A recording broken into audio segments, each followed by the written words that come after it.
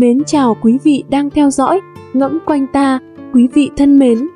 Nói lời tử tế cũng là một loại bố thí, nói 3 lời này càng nhiều thì phước báo càng lớn. Trong Phật giáo có câu, miệng là 2 cửa, phúc và họa có nhau. Ý nghĩa là miệng vừa có thể tích phúc, vừa có thể mang tai họa. Cho nên đã là người lao động vất vả ở đời, ai cũng mong muốn có nhiều phước ít tai họa. Theo Phật giáo, con người muốn được phước thì trước hết phải học cách bố thí, nói nhiều điều tốt, làm nhiều việc thiện để tích lũy phước lành. Lời nói và việc làm tử tế là của bố thí, và Phật giáo tin rằng nói lời tử tế là cách bố thí tốt nhất. Người kính trọng người khác thì luôn được người khác tôn trọng, người giúp đỡ người khác thì sẽ được người khác giúp đỡ. Ý nghĩa của câu nói này là hãy nói nhiều hơn nữa. Những lời tôn trọng và khuyến khích người khác trong cuộc sống của bạn, những người khác sẽ lần lượt tôn trọng và khuyến khích bạn. Động viên, khen ngợi là đức tính xã hội tuyệt vời. Người thích động viên người khác trước hết phải là người có tấm lòng nhân hậu.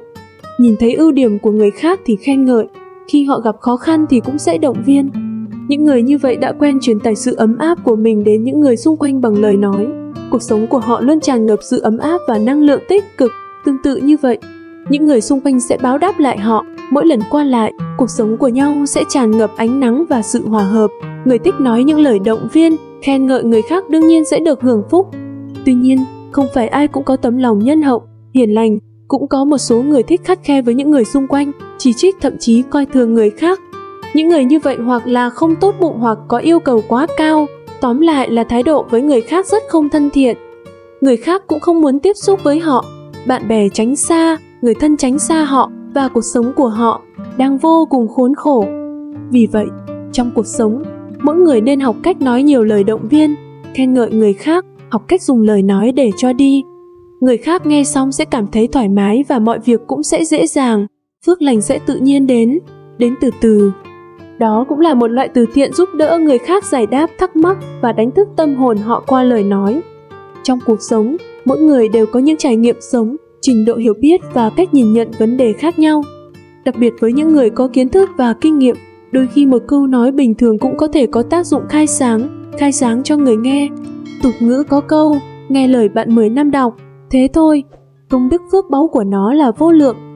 Vì vậy, trong cuộc sống, khi xung quanh có ai đó đang vướng vào khó khăn không thể giải thoát thì bạn nên chủ động giúp đỡ người kia và nói những lời khai sáng hơn để người kia hiểu được ý nghĩa thực sự của cuộc sống, lấy lại tinh thần, tự tin và được giải thoát. Bằng cách này, bạn sẽ cảm thấy hạnh phúc khi có thể giúp đỡ người khác, đồng thời bạn cũng có thể được nhiều người biết đến.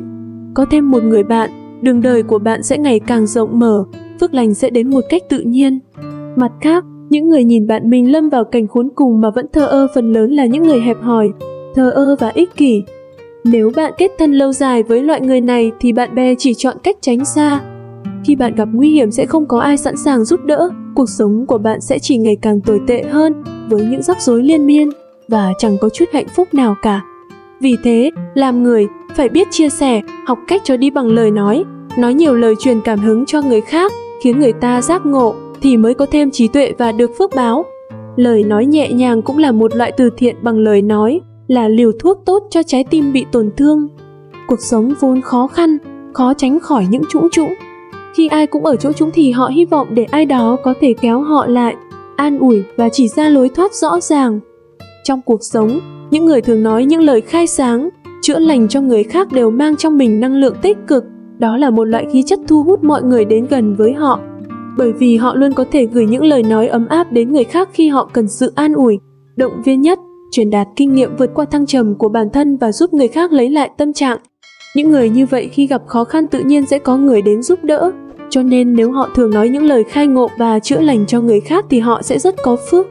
Còn những người dẫm đạp lên người khác hoặc đối xử thờ ơ khi người khác đau khổ, mệt mỏi thì xung quanh họ ngày càng có ít bạn bè. Khi cần sự an ủi hay giúp đỡ của người khác, họ sẽ không có bạn bè và không có ai ở bên cạnh, tự nhiên lặng lẽ rời đi. Vì vậy, đã làm người thì phải có lòng nhân ái. Nếu nói nhiều lời để soi sáng và chữa lành vết thương cho người khác trong cuộc sống là bạn đang tích lũy phước lành cho mình và sưởi ấm trái tim người khác.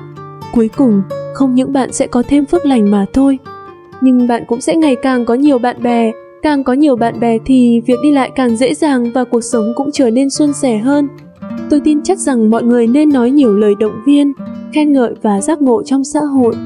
Người khác, bạn không chỉ đang tích lũy phước lành cho bản thân mà còn sưởi ấm cho người khác. Sống theo thời gian là sự tôn trọng lớn nhất đối với bản thân. Sinh, lão, bệnh, tử, vui, buồn, hạnh phúc, khổ đau, thành công, thất bại, mọi trải nghiệm trong cuộc sống đều truyền cảm hứng cho chúng ta thức tỉnh. Tuy nhiên, chúng ta thường sống một cuộc sống bận rộn để tồn tại và không có thời gian để hiểu biết và trân trọng nó.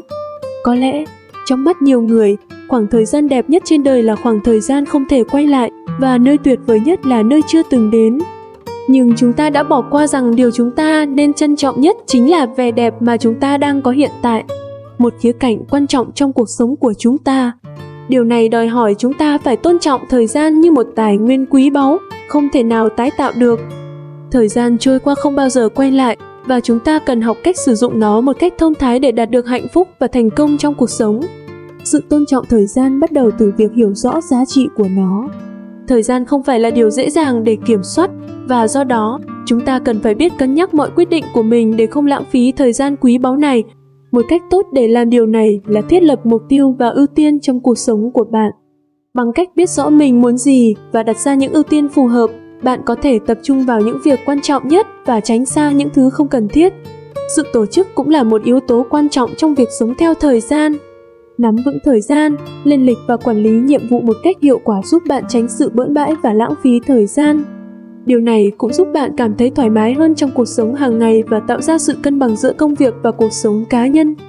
Bên cạnh đó, việc sống theo thời gian cũng đòi hỏi kiên nhẫn và kỷ luật bản thân. Chúng ta thường cảm thấy áp lực từ cuộc sống hiện đại với tốc độ nhanh chóng và sự xâm nhập của công nghệ. Tuy nhiên, để tôn trọng thời gian, chúng ta cần phải học cách dừng lại, thư giãn và đối mặt với cuộc sống một cách đầy ý thức. Việc sống theo thời gian cũng liên quan đến việc tạo ra những kỷ niệm đáng nhớ trong cuộc sống. Thay vì chạy theo thời gian một cách vô tình, hãy dành thời gian cho gia đình, bạn bè và những trải nghiệm đáng nhớ. Những khoảnh khắc này là những điều quý báu nhất trong cuộc sống và giúp chúng ta cảm thấy hạnh phúc và thỏa mãn. Cuối cùng, sống theo thời gian đòi hỏi sự nhận thức về cái gọi là bây giờ. Đừng để cuộc sống của bạn luôn luôn phụ thuộc vào tương lai hoặc quá khứ. Hãy tận hưởng hiện tại và biết ơn những gì bạn đang có. Điều này sẽ giúp bạn sống một cuộc sống đáng sống và tôn trọng thời gian một cách tối đa. Sống theo thời gian cũng đòi hỏi chúng ta phải học cách đối mặt với thất bại và khó khăn. Cuộc đời không luôn suôn sẻ và chúng ta sẽ gặp phải thử thách và thất bại trong hành trình của mình. Tuy nhiên, quan trọng nhất là cách chúng ta đối phó với chúng. Thay vì rơi vào tình trạng bất lực, hãy sử dụng những thất bại làm cơ hội học hỏi và phát triển. Điều này giúp chúng ta trở nên mạnh mẽ hơn và biết cách nắm bắt cơ hội khi chúng tới. Cũng đồng nghĩa với việc biết kiểm soát cảm xúc của mình. Cuộc sống đầy khó khăn và căng thẳng có thể khiến chúng ta trở nên căng thẳng và lo lắng. Để tôn trọng thời gian, chúng ta cần phải học cách giữ cho tâm trí mình bình tĩnh và tập trung. Kỹ năng quản lý cảm xúc có thể giúp chúng ta duy trì một tinh thần tích cực và đối mặt với mọi thách thức một cách hiệu quả hơn. Cũng đòi hỏi sự linh hoạt và sẵn sàng thay đổi. Thế giới xung quanh chúng ta không ngừng thay đổi và chúng ta cần phải thích nghi với những thay đổi này.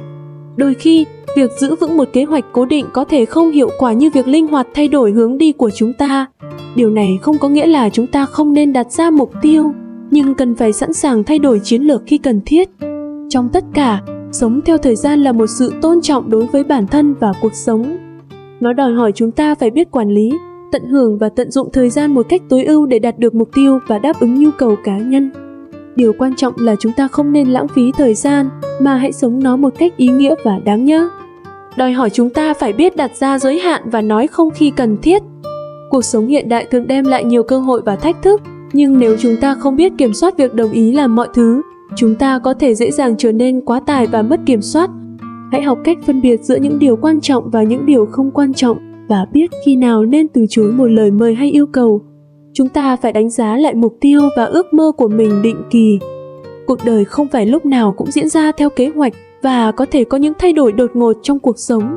Do đó, chúng ta cần phải linh hoạt trong việc thay đổi mục tiêu nếu cần và không bao giờ ngừng hoàn thiện bản thân, liên quan đến việc tạo ra giá trị trong cuộc sống của mình và xã hội. Chúng ta không chỉ sống cho bản thân mình mà còn phải cống hiến cho cộng đồng và người khác. Từ việc giúp đỡ người khác đến việc tạo ra sản phẩm hoặc dự án có ý nghĩa, Việc tạo ra giá trị trong cuộc sống là cách chúng ta để lại dấu ấn và để lại thứ gì đó cho thế hệ sau, là một nhiệm vụ quan trọng trong cuộc sống của chúng ta. Nó đòi hỏi sự tôn trọng, kiểm soát, linh hoạt và định hình. Bằng cách sống theo thời gian một cách ý nghĩa và đáng nhớ, chúng ta có thể tạo ra một cuộc sống hạnh phúc, thịnh vượng và có ý nghĩa cho bản thân và xã hội. Cảm ơn quý vị đã lắng nghe. Chúc quý vị nhiều sức khỏe. Xin chào và hẹn gặp lại.